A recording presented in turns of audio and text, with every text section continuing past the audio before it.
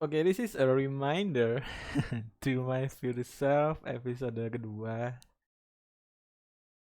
Gila nggak mikir bakalan buat episode kedua sih dulu. Oke, sesuai judulnya yang baru saja aku ketik tadi di Canva. Canva. Semoga pas aku udah tua nanti canva.com masih ada ya. Episode kedua itu tentang penutupan closing PKKMB. Bagian bahasa Inggris ini pasti sangat mungkin masyarakat luas juga ya. Ini adalah judul acara yang sangat sangat rancu.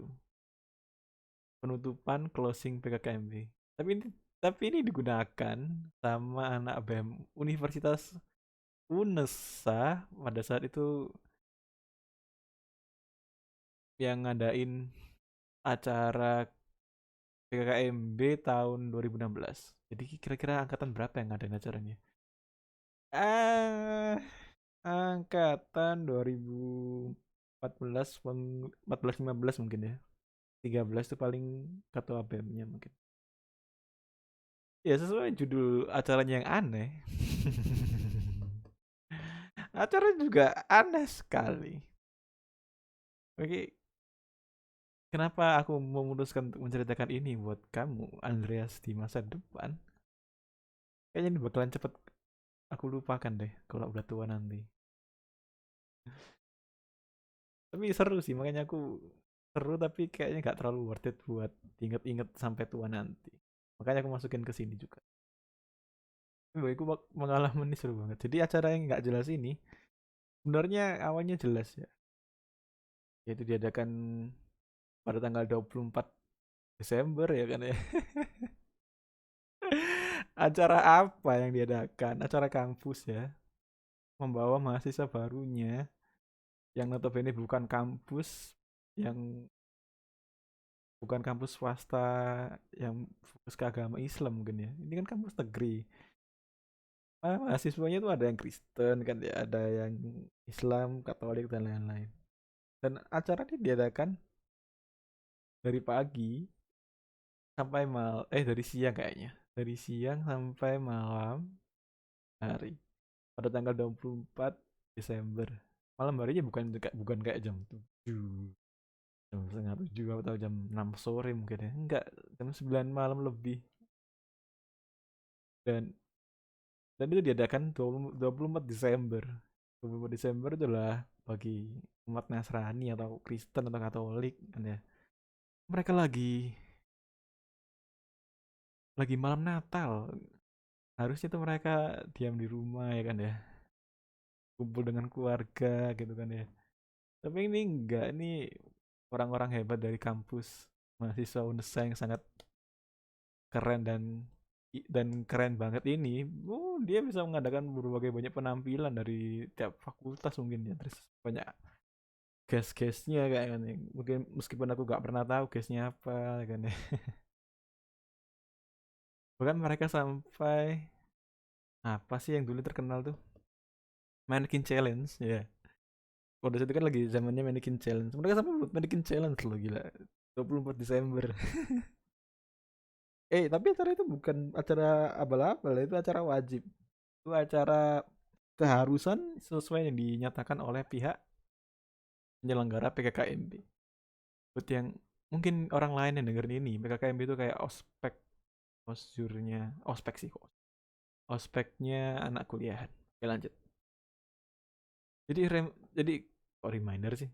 Jadi kenapa aku bahas ini? Karena ini mungkin bodohnya aku juga waktu dulu ya. Tapi aku merasa itu tindakan yang benar sih. Jadi 24 Desember itu aku datang ke acara itu karena wajib.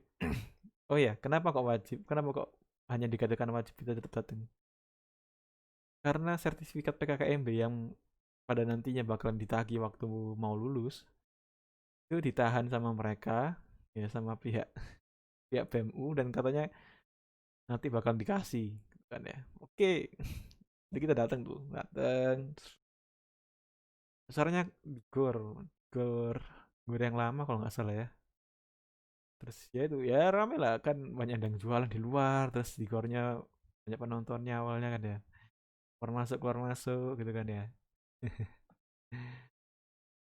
Jujur kalau dari aku sendiri, aku tuh bener-bener tidak terlalu enjoy acaranya, tapi lebih fokus kapan saya dan teman-teman seangkatan saya di di jurusan, waktu dulu masih fokus ke jurusan karena ada AI ya, sejurusan ETSA atau bahasa Inggris, itu kapan bisa dapat sertifikat PKKMP-nya.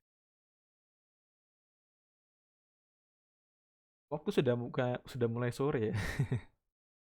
Sudah mulai sore dan beberapa fakultas sudah mendapatkan sertifikatnya. Untuk bagi sertifikatnya tuh kayak, wih gila, gak ada etikanya sama sekali. Buat anak fakultas lain yang waktu mereka dapat ya, gak ada etikanya, kenapa kok gak ada etika? Kayak bagi selembaran tau gak sih? Ini kan sertifikat ya. Baginya tuh dikelilingin orang banyak, dan itu disebar, oh ini dari fakultas ini, dan baginya fakultas ini jurusan apa harus diteriakin namanya satu-satu. Itu mungkin mahasiswa mabanya juga longor-longor kayaknya. Kalau saya sih nggak bakal kayak gitu. Saya pasti duduk, tak dudukin semua, terus aku duduk, terus mereka baris. Itu paling paling manusiawi lah, lebih cepet, dan lebih cepet memang harusnya seperti itu. Tapi mereka nih nggak, mereka dibiarin berkumpul, nutupin jalan dan lain-lain. Dan itu kebanyakan yang dapat sertifikat itu anak fakultas, eh anak UNESA yang fakultasnya di Ketintang, karena mereka mau pulang. Tapi acara belum selesai loh ya itu. Ini yang paling parah, acaranya itu belum selesai, itu masih jam 5 mau setengah 6. Gila, acaranya itu belum selesai. Tapi anak-anak di fakultas yang ada di Ketintang tuh dibolehin pulang. Oke, berarti kan kita sebenarnya anak fakultas ini kan yang di kampus daerah Lidah Wetan kayak FVS, FIO, FIP kan harusnya bisa nggak pulang kan? Kenapa? Kalau anak Ketintang boleh pulang, kenapa anak dari Lidah Wetan nggak boleh pulang? Ternyata nggak dong. Yang dari fakultas FVS belum dikasih. Gak tahu yang dua fakultas lain ya. Tapi setahu kan FVS tidak. Dan ayolah, meskipun meskipun banyak anak yang ngekos, tapi mereka juga mau pulang kan? Dan itu kan tanggal 24 Desember. Harinya hari apa ya? Lupa aku hari apa. 24 Desember. Dan umumnya kan besoknya udah libur. Bahkan yang muslim pun pasti akan pulang kan. Pulang kampung atau apa gitu kan. Apalagi naik motor, atau yang lagi yang rumahnya teman Sidoarjo atau Lamongan, yang tinggal naik motor dan nggak perlu capek-capek kan ya. Tapi mereka tetap menahan menahan itu, menahan sertifikat PKKMB. Dan aku nggak cuma diem aja dong. Kita nggak diem aja, Andreas. Kita anehnya tuh, kita tuh nggak mikirin malam Natal di gereja. Dan ini mujizatnya sih, mujizat. Karena pada akhirnya aku minta izin ke mama bahwa ya agak bisa ke gereja. Padahal, aduh, momen Natal itu wajib, wajib harus bersama terus. Tapi kali ini kayaknya aku diberi diberi bantuan yang sangat hebat dari yang di atas ya. Kayak meluluhkan hati orang tua dan kakakku supaya ikut acara itu sampai sampai sertifikatnya dikasih. Dan kebanyakan teman-teman di ETSA sendiri banyak yang udah pulang dan menitipkannya di aku, di kita, Andreas. Yang aku bingung tuh kenapa kita ngelakuin itu ya. Anehnya ya, nggak aneh sih sebenarnya. Mungkin karena background kita waktu SMA, kelas 1 semester 2, kelas 2, kelas 3, kita selalu jadi ketua kelas. And kita belajar banget, kita berdua belajar banyak, banyak banget dari situ. Apalagi SPPMB apa sih, lupa aku, pelatihan siswa dulu tuh yang ke Surabaya. LDKS, PPMB LDKS ke Surabaya. Terus pengalaman apa lagi? Udah itu doang kayak. Tapi kan yang paling banyak kamu belajar itu bukan teknik memimpin doang, tapi cara untuk berkorban dan kamu nggak apa ya, nggak mikirin egomu sendiri. Dan itu kamu aplikasikan di sini. Dan pada saat itu kan udah Desember ya, kamu udah 1 semester jadi PKAI juga paruh paruh semester kayaknya ya kalau nggak salah. Karena ada kasus, mungkin nanti kasusnya aku ceritakan di sini, kayaknya nggak sih, nggak penting. Di paruh semester jadi PKAI, awalnya kamu cuman diwakil, jadi sekarang ketua AI, PK, kamu udah apa ya? Mungkin kamu juga merasa dipercaya oleh anak dan kamu pede untuk mengatakan oke, nggak apa kalian titip ke aku. Dan jujur aku kira tuh masih bisa buat, ya udahlah pakai baju ini nggak apa-apa buat ke gereja langsung. Ternyata nggak bisa dong. Harus nunggu sampai jam 9. Dan selama proses nunggu itu gilanya nih. Oh ya, mau masuk tuh ya gila nih. Nggak boleh bawa minuman. Kalau nggak salah ya, nggak boleh bawa, tasnya dicek. Dan acaranya tuh sepi banget waktu malam maghrib.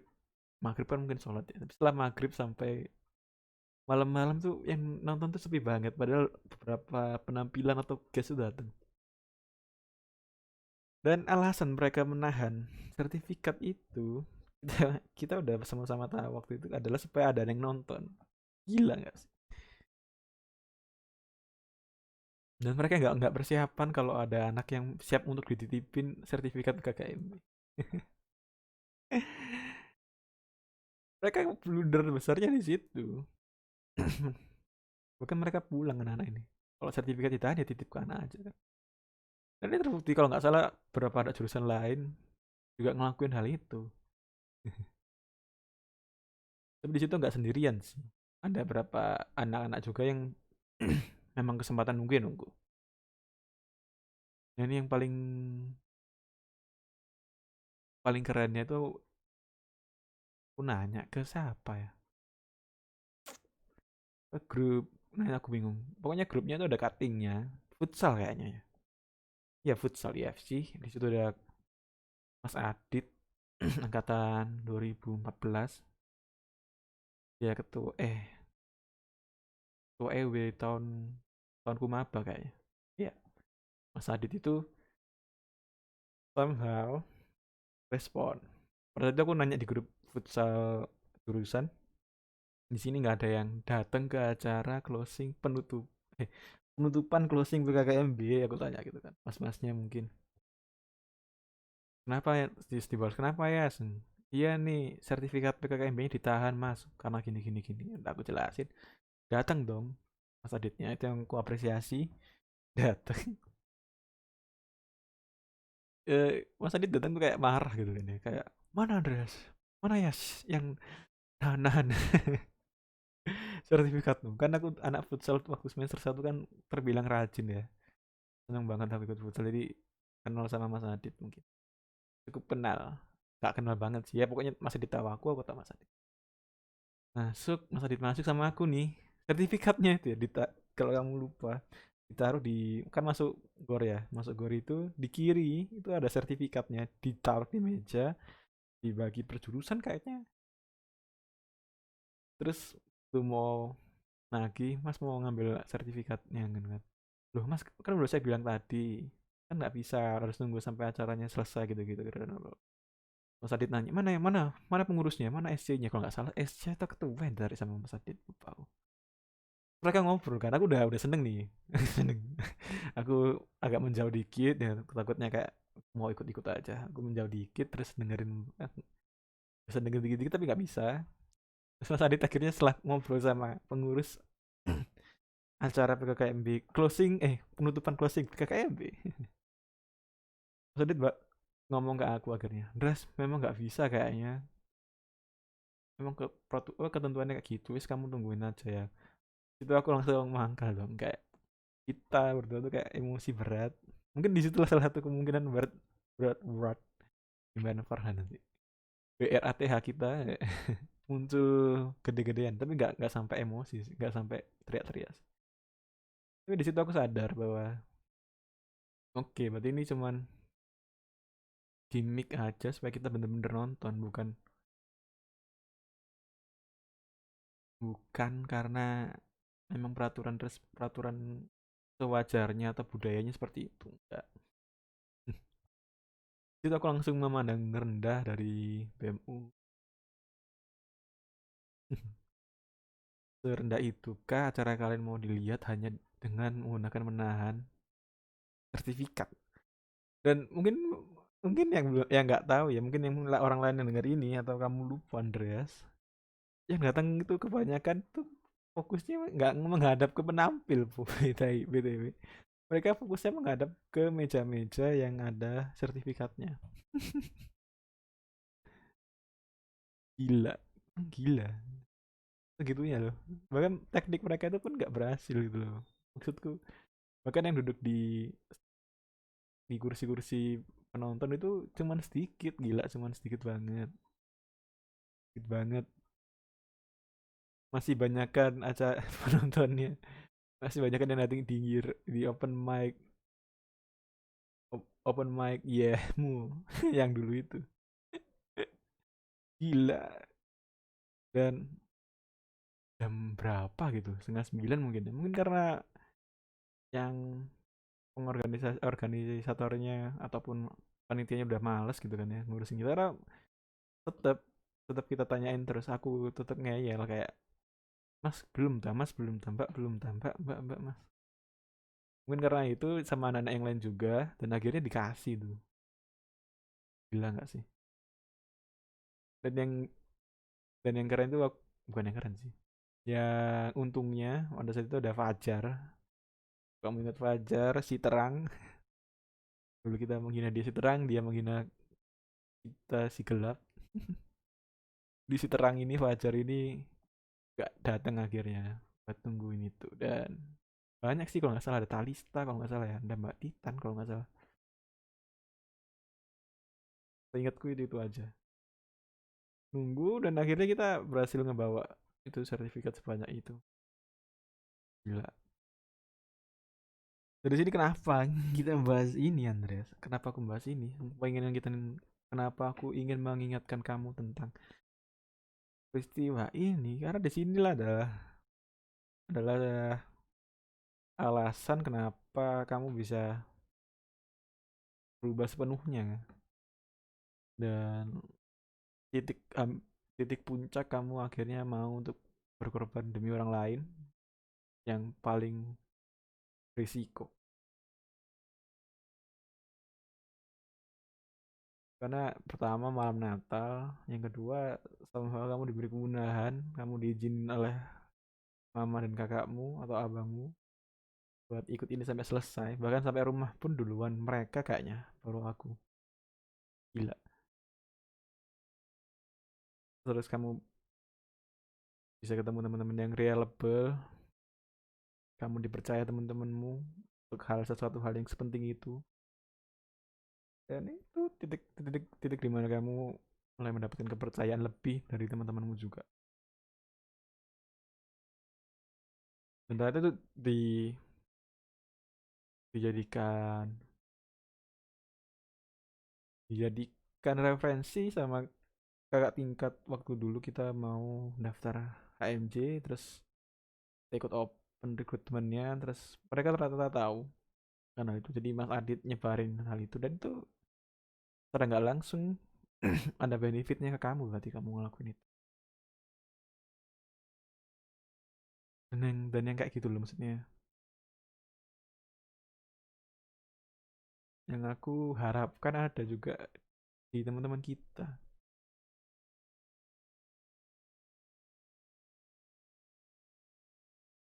terutama di ini, aku rekamnya waktu masa pandemi. Nah, kok kamu tahu, dan setelah kejadian, nggak kejadian deh, setelah peristiwa itu tuh, bakal ingat gak kamu ya, setelah ya aku kasih kasih hmm, kasih clue buat kamu kalau misalnya kamu dengerin ini dan kamu lupa setelah peristiwa apa? Setelah peristiwa dari jam 9 sampai jam 2 teleponan. Oh, bayangin. Ya itu. Dan ditambahi voice note lalu telepon lagi sebentar ya udah. Pokoknya setelah peristiwa itu. Nah, setelah peristiwa itu dimana adalah suatu kondisi di mana menurutku kayak katanya Joker di di film Joker yang film Joker yang tahun 2019 kemarin. Nobody civil anymore. Nobody civilized anymore apa civil ya? Pokoknya nggak ada yang berbau, nggak ada yang apa ya?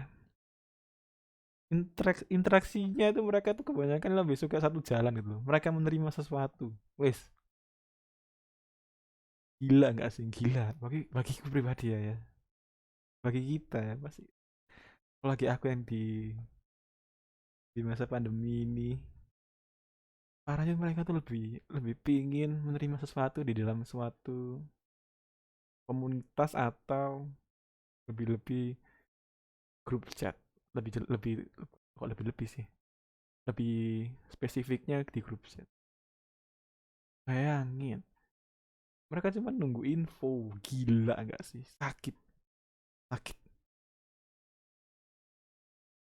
Udah mereka mereka di situ tuh cuman jadi apa ya, hmm, kayak lagi nonton televisi, dengar yang baik Budiman. Dan mereka terlalu terlalu apa ya, kayak gak mau berinteraksi banget gitu loh. Terus buat apa mereka di grup itu gitu loh, buat apa? Cuma nunggu info itu buat apa gitu loh. Mending kita buat page kan gitu kan ya, page atau akun Instagram atau akun official angkatan 2016 pendidikan bahasa Inggris misalnya gitu ya. Terus mereka oh, cuman cuman bisa jadi viewers aja. Terus yang megang akunnya ya orang-orang yang benar-benar mau berinteraksi di situ. Atau mau nge-share sesuatu di situ. Ya udah harusnya gitu aja. Ngapain ngapain buat grup chat gitu loh. Grup chat man itu kayak penggantinya orang lagi mau diskusi musyawarah. Enggak, mereka enggak mau pakai itu. Fungsinya jadi sumber informasi. Buat apa harusnya?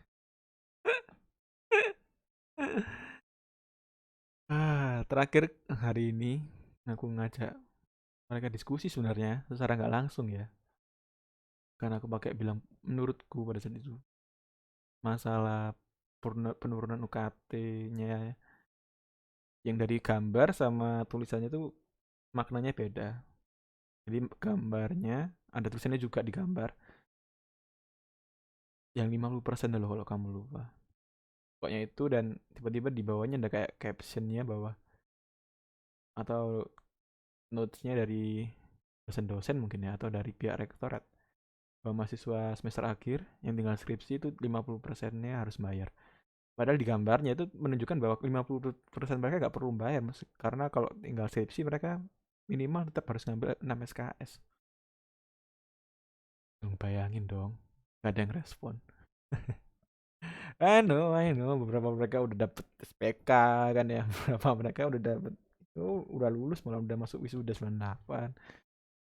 Kita juga kali kita udah dapat wisuda 98 loh. Mereka mungkin banyak yang dapatnya wisuda 99 tapi karena mungkin mereka udah merasa nggak butuh nih sama informasi perihal penurunan UKT, mereka nggak mau cari tahu, mereka nggak mau koordinasi, mereka nggak mau membahas ini. Itu yang fuck up bagi kalau kamu ke depannya, semoga semoga ke depannya nggak kayak gini terus ya. Sakit lama-lama mending gak usah buat grup chat mending kan ya. Lu nanti kalau udah lulus nih, gila, gila nganggur tuh grup. Mending aku leave grup itu. Grup angkatan anjing. Sakit. Oke, ada yang bilang terima kasih, oke aku apresiasi, tapi tujuanku tuh bukan buat info-info toh ya, interaksi lah gitu. Even if you make jokes from it gak apa-apa, tapi kalau kalian lebih mending kalian buat jokes dari informasi yang ada daripada kalian diem doang. Men, anggotanya tuh 90 lebih, gila. Buat apa coba? Buat apa mereka di situ? Mending langsung page aku aja tiap kali mau ada informasi, atau page anak-anak yang mereka percaya ada informasi baru gitu kan ya. Baru daripada kan join di grup kan ya. Nanti orang ini yang parah nih. Yang parah ini jadi keluar jalur sih. Gak apa. Ini ada hubungannya sama itu sih. Nggak usah wis. Yang paling parah nanti aja. Dan kita buat video ketiga aja ya. Episode ketiga. Ya itulah tentang penutupan closing PKKMB dan sedikit perlu kesahku tentang grup chat. Dan aku pengen memperluas itu sih nanti di podcast sama siapa belum tahu. Oke itu aja. Thank you Andreas di masa depan. Semoga kamu bisa bernostalgia dengan penutupan closing BKKM. Cuma kalau kamu denger ini pas sudah tua aja sih. Udah di puluhan mungkin kan. Dengerin lagi pas sudah 40-an. Dengerin lagi mungkin pas sudah 50-an. Udah punya cucu. Oh, keren. Ya, ada sampai jumpa di sampai jumpa. Kalau keluarga kamu yang dengerin ini lebih keren lagi nggak sih? Lebih keren banget. Apalagi pas aku udah meninggal. See you and goodbye. Dadah. Dadah.